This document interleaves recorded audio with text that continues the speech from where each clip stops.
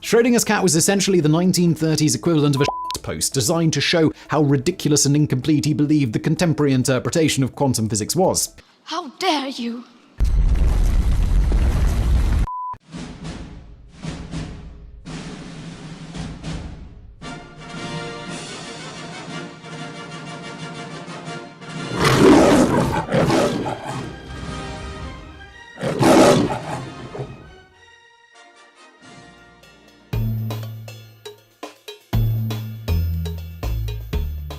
If there is one thing you know about quantum physics, it is probably the Schrodinger's cat thought experiment. The thought experiment was devised by Erwin Schrodinger in 1935 in a letter he wrote to Einstein in response to an article it published. For those unfamiliar, here is how the thought experiment goes.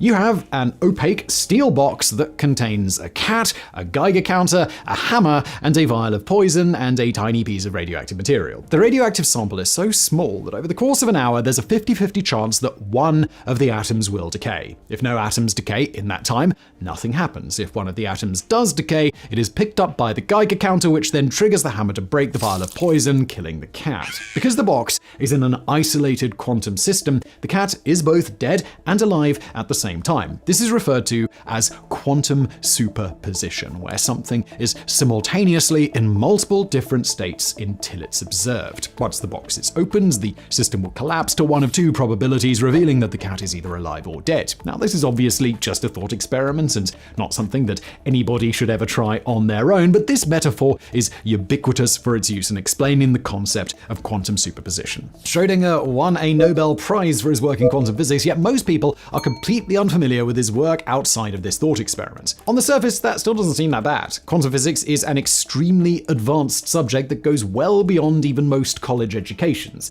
For Schrodinger's thought experiment to have made him a household name should be considered an incredible feat. But that wasn't his intention at all. After all, Schrodinger's cat first appeared in his personal correspondence with Einstein, so it's not like he needed to include a beginner's guide to quantum superposition for that dummy Einstein. Schrodinger's cat was essentially the 1930s equivalent of a post designed to show how ridiculous and incomplete he believed the contemporary interpretation of quantum physics was. Einstein lauded Schrodinger for his elegantly designed thought experiment, stating that obviously the cat was either dead or alive regardless of whether it was observed, and jokingly asking if the state of the cat could only be determined after being investigated by a physicist.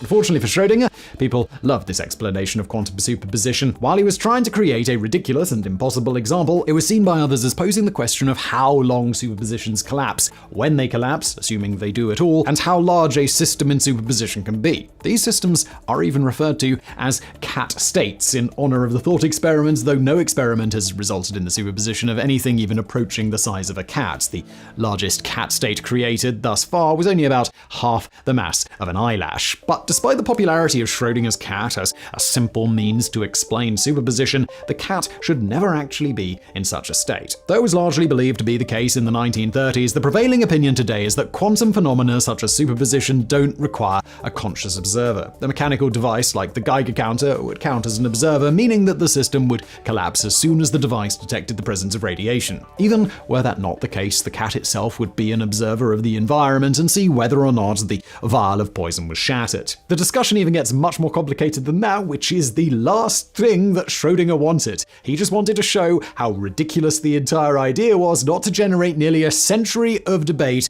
over what he believed was an obviously absurd premise. But if we want to get really nerdy here, which we obviously do, so I can use my nerd bell.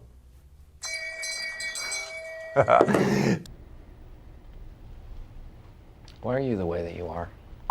On my way into work, I spilled hot coffee on my lap, and I lost control of my car.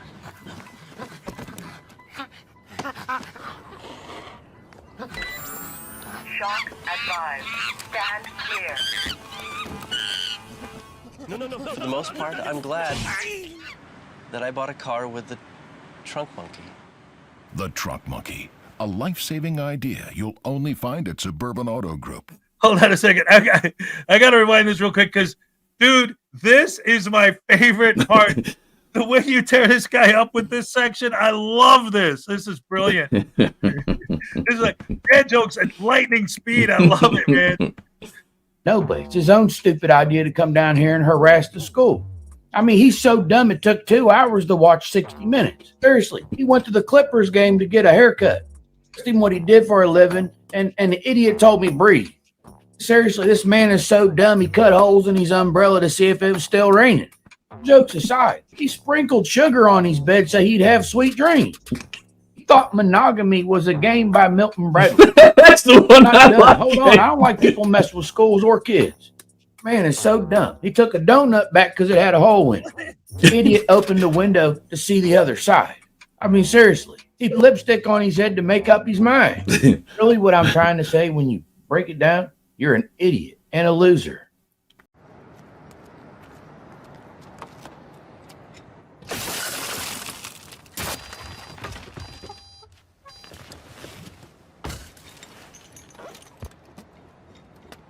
The Trunk Monkey Theft Retrieval System.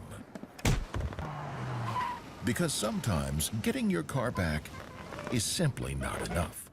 Another revolutionary idea you'll only find at Suburban Auto Group, pending approval by Department of Agriculture.